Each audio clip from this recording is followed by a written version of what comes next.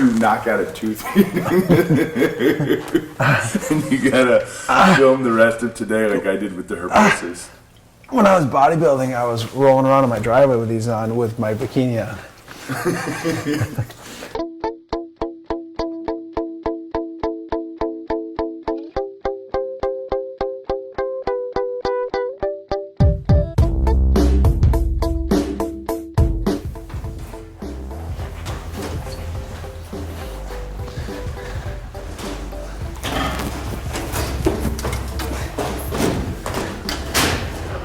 Come on, Coach.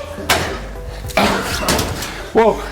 Tom Murphy here, Coach Spector in the lab, in his laboratory, in the locker room, and in the educational laboratory. I gotta admit, I'm feeling kind of stressed out. I'm terrified on these things. It's actually probably my worst skill in anything that I can do. Rollerblading. Or can't do. Well, listen, Coach Spector often refers to this, the locker room, as the Gauntlet.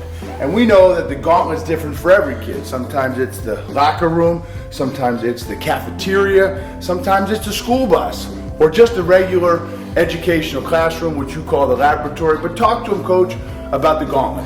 I think it's important to remember that kids are going through this routine and changing from environment to environment, and each environment presents its own challenges and its own different circumstances. So, you know, phys ed for some kids is their favorite thing, but for other kids it could be their least favorite thing.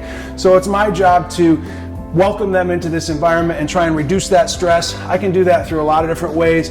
The way that I roll out the content that we're going to do that day, or my expectations, my mood, just my general mood and my interactions and the way I engage them. So I think it's important to remember some of these kids are going through a real gauntlet of a day, from the cafeteria, the bus, homeroom, walking by a certain locker, whatever it is, each environment presents its own stress. When stress, we know, folks, from the lab, we can tell you causes the production of cortisol. And we know that deep in the brain, where the hippocampus is, where most memory is centered, the uptake or the receptor cells for cortisol are fast, and there's a lot of them. Which means that kids that are stressed out, Coach, it means when they have all that cortisol being produced, and in the hippocampus it's being sucked in, memory is being actually reduced or impaired. A stressed brain can't learn, so we got to make those brains happy. That's right. Happy brains in the lab, Coach. Boom.